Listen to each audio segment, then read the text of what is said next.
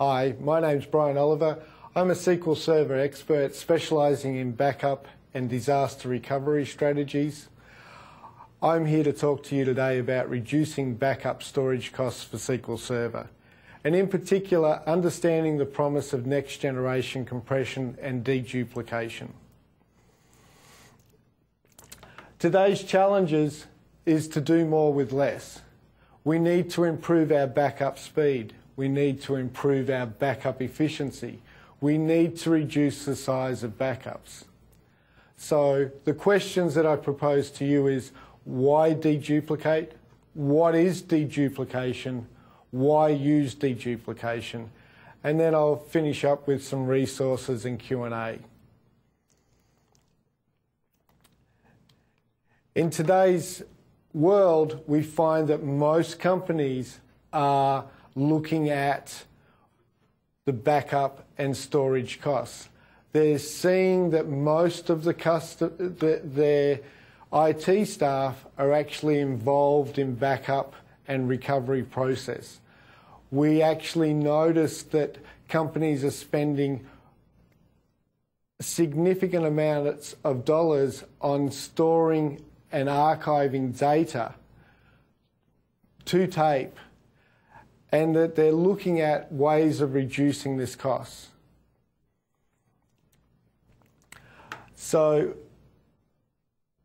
I was approached by Apashore in early 2009 to have a look at their product app image for SQL Server that they were currently selling. And I undertook some tests on my SQL Server at home. I have a SQL Server that runs dual Xeon quad-core Pentium processors, and it is 16 gig of RAM. It has a 2 terabyte storage area made up of 8 Raptor Western Digital drives in RAD 0 configuration. And I was surprised to find that Replay App Image, over a day's worth of normal backups that I would do for a customer, was significantly smaller than either SQL Server with no compression or SQL Server Enterprise Edition with compression. So Replay App Image actually reduced my backup window by 76%. It was actually 76% quicker than doing a native backup across the wire to another file server. It was also 90% smaller in its size. So we found that native with compression, doing without compression, was about 2.1 terabytes for the day's worth of data that I was backing up, while Replay App Image was around 270 gigabytes. We also found that native with compression was around 500 gigabytes. I also tested this against other leading players within the backup arena, and I found exactly the same things, that Replay App Image constantly was quicker and faster. And this is based upon its technology, where it's just doing a shadow copy of the blocks of data that have changed. Instead of actually issuing a native or issuing a SQL Server backup, it's actually just copying the blocks of data that have changed.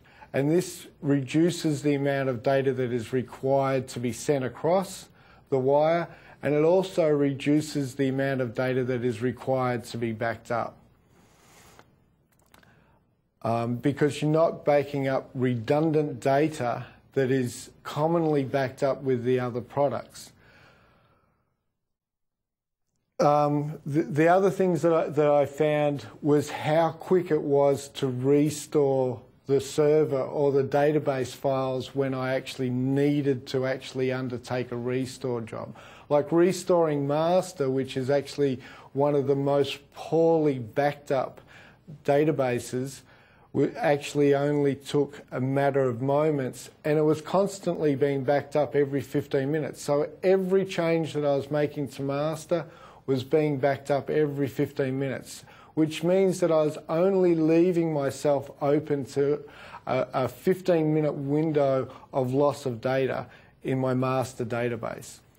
The other beautiful thing about Replay App Image is that it actually has the ability to back up my OS as well. So I get my operating system backed up, I get my SQL Server binaries backed up, plus I get all of my data backed up in the same application, which means that if I need to do a bare metal restore, or I need to restore that particular SQL Server to a virtual instance for testing of an upgrade of a service pack or testing of an upgrade of an actual database, I can actually take off a virtual image in matters of minutes compared to actually rebuilding a virtual server and restoring a SQL database.